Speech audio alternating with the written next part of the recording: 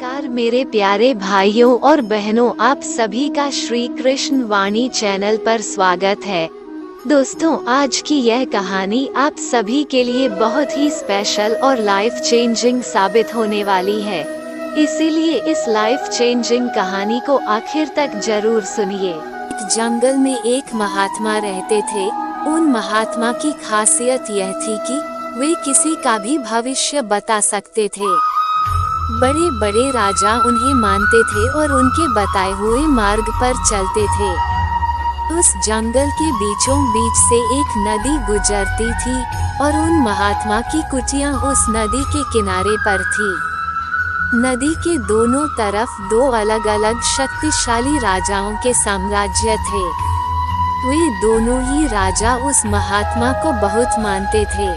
वे दोनों जब भी कोई बड़ा कार्य करते थे तो उन महात्मा से सलाह लेने के लिए अवश्य आते थे।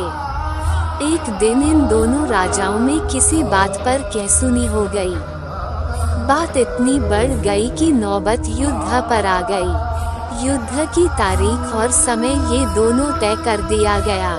पर जैसा कि दोनों राजाओं का नियम था कि जब भी कोई बड़ा कार्य करते तो वे दोनों उस महात्मा की सलाह जरूर लेते थे। इसलिए पहला राजा उन महात्मा के पास आता है और उनसे पूछता है कि महात्मा जी, मैंने पड़ोस के राजा के साथ युद्ध करने का निश्चय किया है और इसीलिए यह जानना चाहता हूँ कि युद्ध का परिणाम किसके पक्ष में होगा।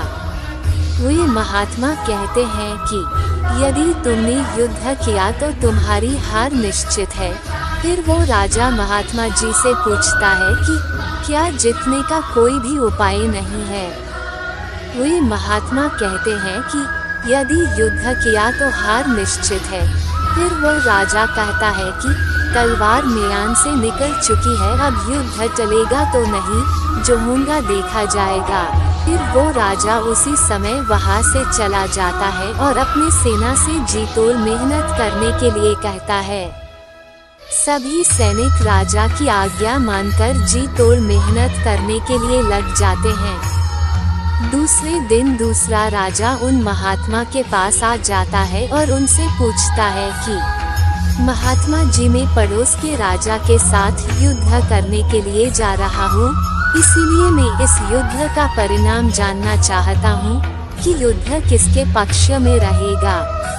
वे महात्मा कहते हैं कि निसंदेह जीत तुम्हारी है और उस राजा के पास तुम्हें हराने का कोई उपाय नहीं। उन महात्मा की बात सुन वो राजा बहुत ही ज्यादा प्रसन्न हो जाता है और सीधा जाकर अपनी सेना को यह खुशखबरी सुनाता है कि युद्ध में उनकी जीत पक्की है। ये बात सुनकर उस राजा के सैनिक भी बहुत खुश हो जाते हैं और युद्ध की तैयारियों में लग जाते हैं। समय बीतता है और युद्ध का दिन आ जाता है। रणभेरियां बजाई जाती है और युद्ध शुरू हो जाता है। दोनों सेनाएं एक दूसरे के साथ भिड़ जाती है और मार काट मच जाती है। देखते ही देखते जिस पहले राजा की हार निश्चित थी, वे दूसरे राजा की सेना को ढेर कर देती है और पहला राजा वो युद्ध जीत जाता है जिसे उन महात्मा ने कहा था कि वो युद्ध हारेगा। युद्ध जीतने के बाद वो पहला राजा उन महात्मा के पास चला जाता है और उनसे पूछता है कि महात्मा जी, आपने तो कहा था कि मैं तो वो युद्ध हार जाऊंगा, लेकिन मैं तो युद्ध जीत गया। आपकी भविष्यवाणी गलत कैसे निकली? फिर वे महात्मा उस राजा से कहते हैं कि मैंने तो वो कहा था जो तुम्हारे भाग्य में लिखा था, लेकिन तुमने अपने कर्म से अपने भाग्य को बदल दिया। तुम्हारी जीत का कारण ये है कि तुमने अपने भाग्य से ज्यादा अपने कर्म को आवश्यक समझा और उस दूसरे राजा ने अपना सब कुछ भाग्य पर छोड़ दिया। उसने अपने कर्म से ज्यादा अपने भाग्य को आवश्यक समझा और पूरे समय निश्चितता से भरा रहा, जिसके कारण आज तुम विजयी हो और वो तुम्हारा बंधक है। दोस्तों, यह बात सच है कि सब कुछ हमारे हाथ में नहीं होता है, लेकिन यह भी सच है कि बहुत कुछ हमारे हाथ में होता है। लेकिन हम उसे भी भाग्य के भरोसे छोड़कर जीवन भर रोना चुनते हैं। दोस्तों, लोग जानते हैं कि स्वस्थ कैसे रहा जा सकता है, लेकिन समय ना होने का बहाना बनाकर वे अपने अंदर बीमारियां पालते रहते हैं। और जब कोई गंभीर बीमारी हो जाती है तो वे लोग अपने भाग्य को दोष देना शुरू कर देते हैं। दोस्तों, अगर आज हम किसी समस्या में हैं, तो वे सिर्फ हमारे पुराने गलत कर्मों के कारण है, और कल अगर हम इस समस्या से निकलेंगे तो वे सिर्फ आज के अच्छे कर्मों के कारण ही निकलेंगे। दोस्तों, अगर आप आज कुछ नहीं करते हैं तो कुछ तो होगा ही, और वो आपका भाग्य है। और अगर आप आज अपने बुद्धि का इस्तेमाल करके वो करते हैं जो आप करना चाहते हैं, तो वो आपका कर्म है। तो ये आपके ऊपर है कि आपको कुछ करना है या अपने भाग्य के भरोसे बैठे रहना है।